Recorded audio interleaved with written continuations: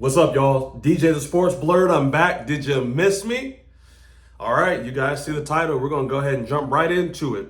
Is Ohio State being exposed? Now, we're coming off a 21-7 victory versus Northwestern. For whatever reason, every time Ohio State, I don't want to say every time, but a lot of times in recent history, when Ohio State has gone up to Northwestern, it has always been tough. I remember Braxton Miller, Carlos Hyde, and that team going up to Champaign. Wait, no, that's Illinois. Whatever, Northwestern, and Carlos Hyde just having to put on an unbelievable performance to bail us out to win that game. So, every time we go up there, it seems like they play us tough. No matter how they're ranked, no matter what we're ranked, they always seem to play us tough. All right, but before we get into it, please, if you're a fan of college football, if you like my content, if you like the Buckeyes, if you like Jesus, please consider subscribing to my channel. I drop some content. I think it's decent content, and I think that a lot of people have been rocking with it. So if you're a fan of all that stuff, including Jesus, if you're a fan of Jesus, you gotta subscribe to my channel. I'm messing with you. You don't have to. It's all optional. But consider it at least. Liking the video, commenting on it, and then telling me what you think of where Ohio State's at right now. All right, so is Ohio State being exposed? My answer is absolutely not. Ohio State is 9-0, right? And they're coming off or at least what I've heard are disappointing performance in 3 consecutive weeks. Let's go ahead and let's dig into these performances that I keep hearing are so bad and lackluster.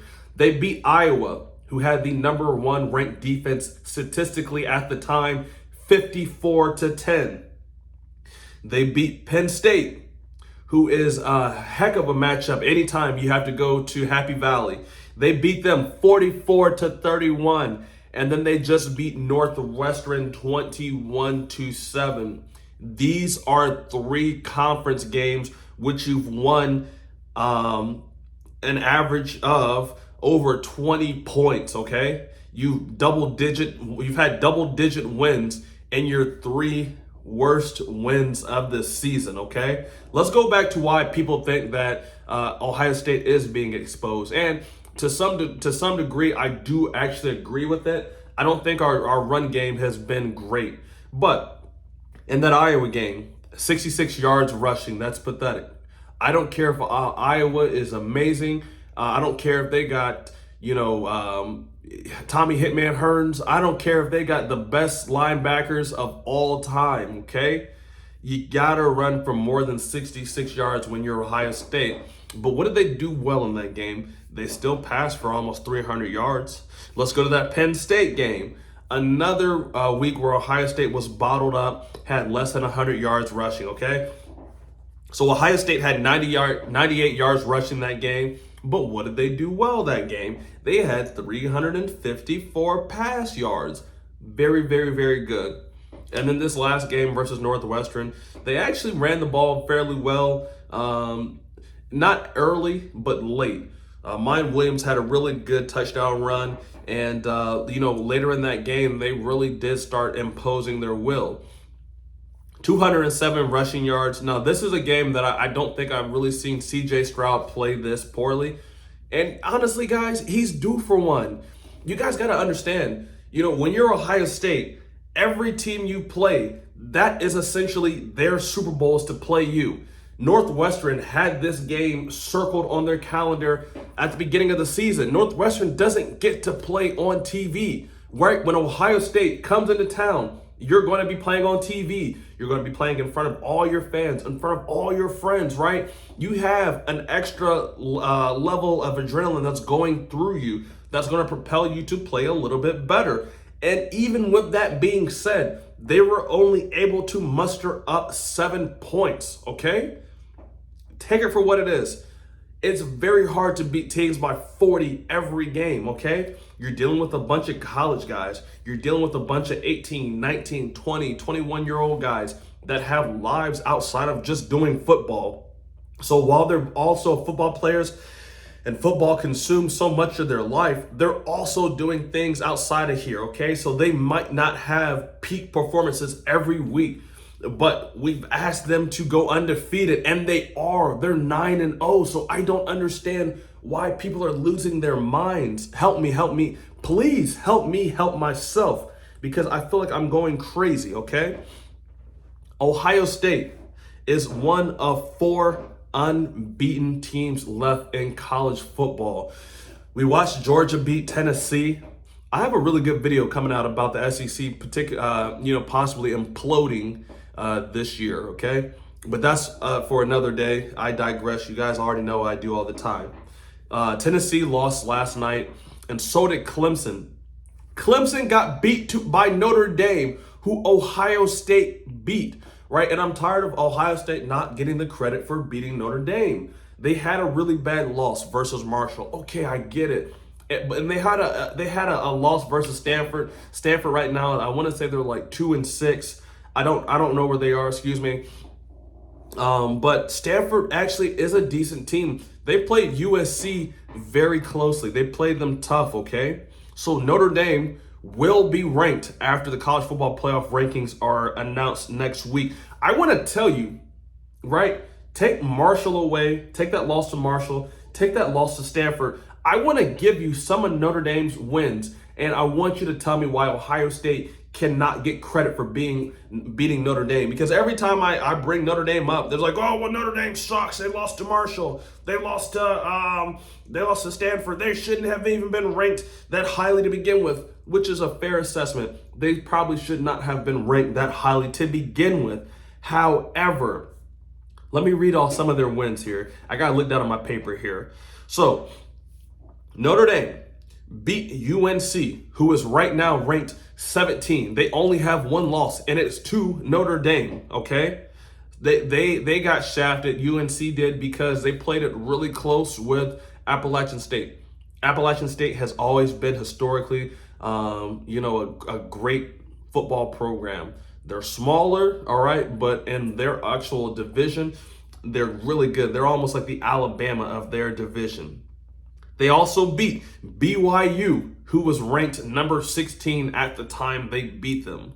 They went on the road and beat Syracuse at the time when they were ranked number 16, and then they followed that up by the following week, which was last night. They beat Clemson, who was ranked number 4 at the time and unbeaten. Notre Dame deserves some love. They're going to be ranked. If you're gonna have that much love for Texas, who has a way weaker schedule, whose only claim to fame this year was just by hanging in tough with Alabama, you gotta have the same love for Notre Dame. Notre Dame is a top 15 team. You can't convince me that they're not. So Ohio State needs to get that credit for beating them. All right. Let's talk about another reason why I think Ohio State's not getting exposed. Look at CJ Stroud. Look at everything that he's had to do this year. Look at everything that he's been tasked with doing this year. Now, he's only a sophomore. He's only a few years out of high school, okay? I think it's easy to forget that they're still young guys, because the talent is just so enormous right now. We almost forget how young they are, okay? He's the number 2.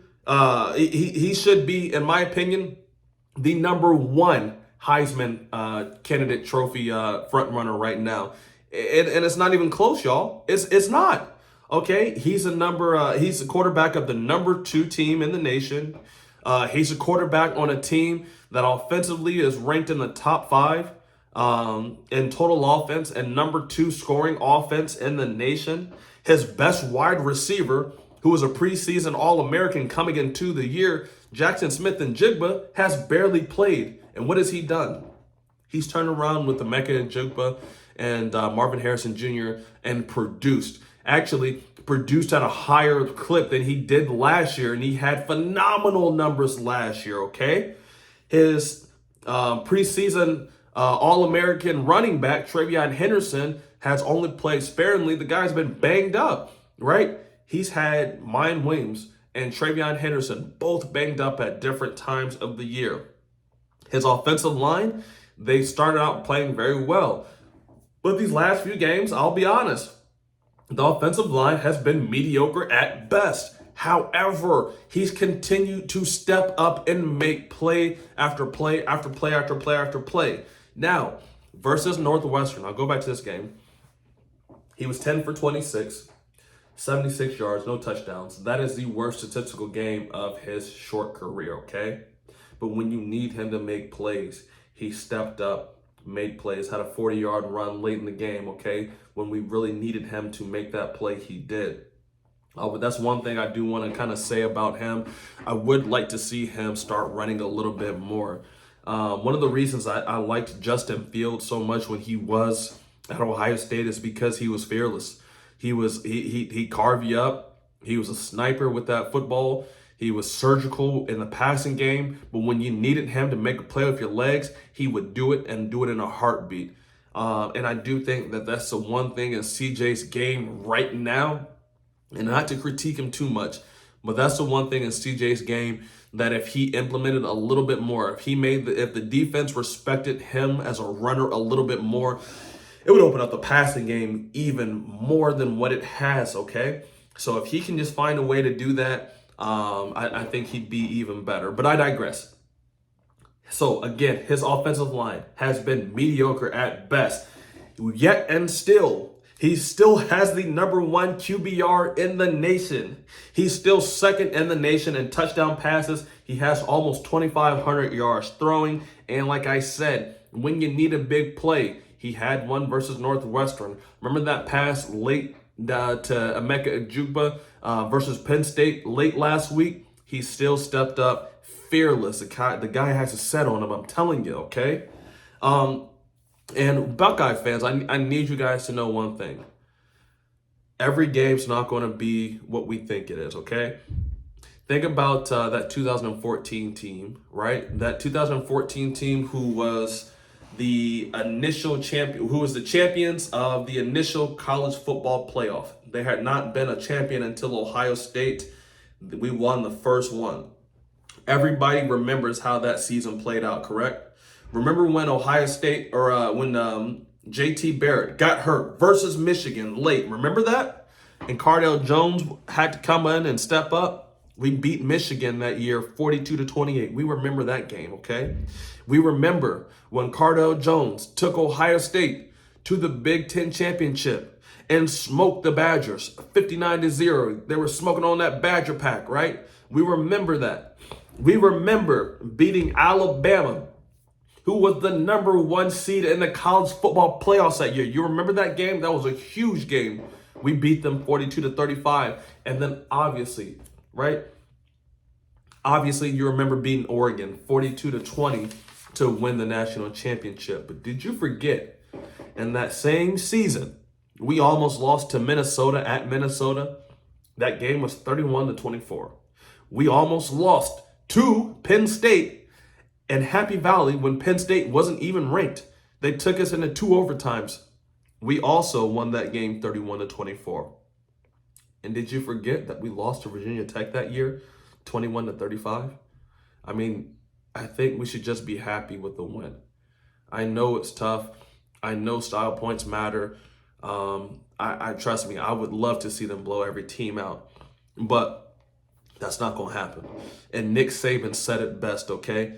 Nick Saban called the media, called these fans almost like rat poisoning, okay? I'm going to read a quote by Nick Saban, and then we're going to finish up this video. So, you think we should win games by whatever.